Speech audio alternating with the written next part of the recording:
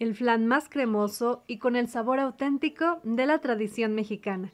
Hoy les muestro el proceso sin fallas. Si pensabas que hacer un flan casero era difícil, piénsalo dos veces. Hoy les comparto el flan tradicional con pocos ingredientes y sin horno. Así es que los invito a que se queden conmigo y manos a las cazuelas.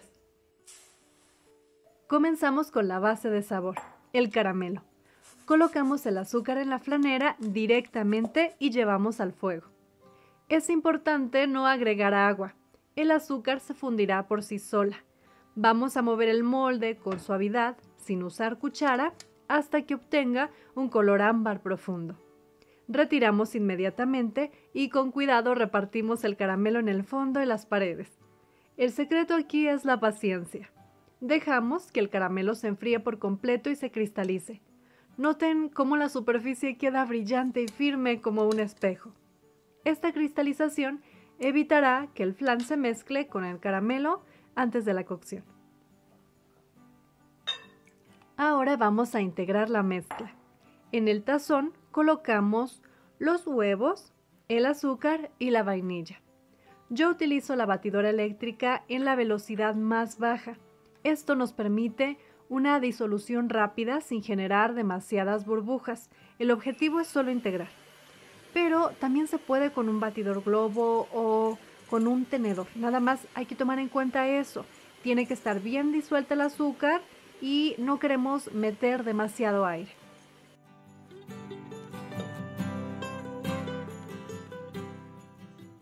Una vez que el azúcar se disuelve, agregamos el litro de leche y unas gotitas de colorante amarillo. El que yo tengo es específicamente amarillo huevo.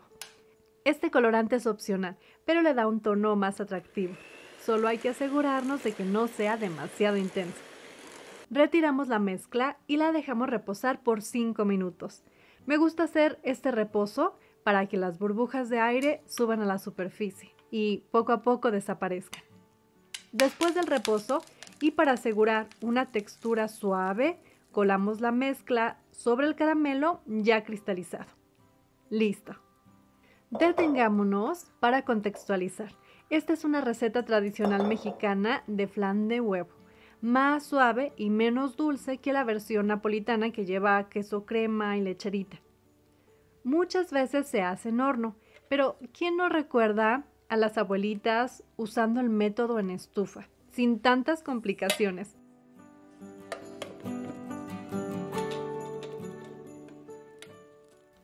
El momento clave.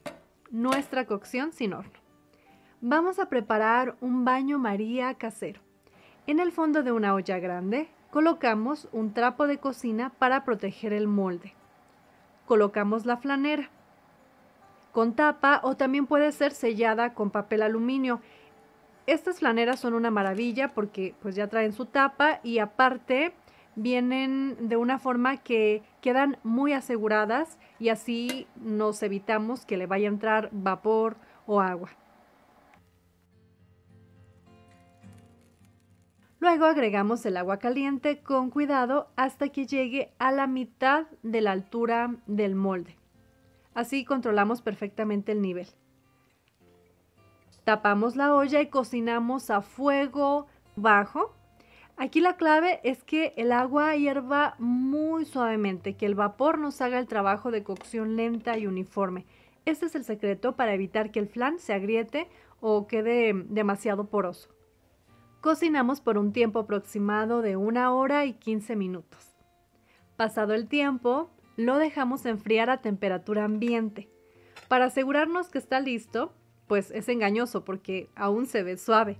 Podemos introducir un cuchillo y si sale limpio es que ya cuajó y ahora solo necesita enfriar para que podamos desmoldarlo. Una vez frío sigue el siguiente paso más importante. Lo refrigeramos por un mínimo de 4 a 6 horas o idealmente durante toda la noche. Llegó el momento del desmolde. Solo cuando el flan esté totalmente frío, pasamos un cuchillo delgado por el borde para liberarlo. Colocamos el plato encima, lo sujetamos con firmeza y aquí yo sé que a todos nos da miedo, pero vamos a hacerlo con seguridad. Volteamos. Bueno, primero noten estas burbujitas y la textura en los costados. Esto es normal para un flan cocido directamente sobre la estufa, para un flan que no lleva queso crema, que no lleva más que los poquitos ingredientes que agregamos. El calor, aunque le bajamos a la flama, sigue siendo más intenso, le llega más directamente que en el horno y pues esto genera mucho vapor y el huevo lo atrapa al cuajarse rápido.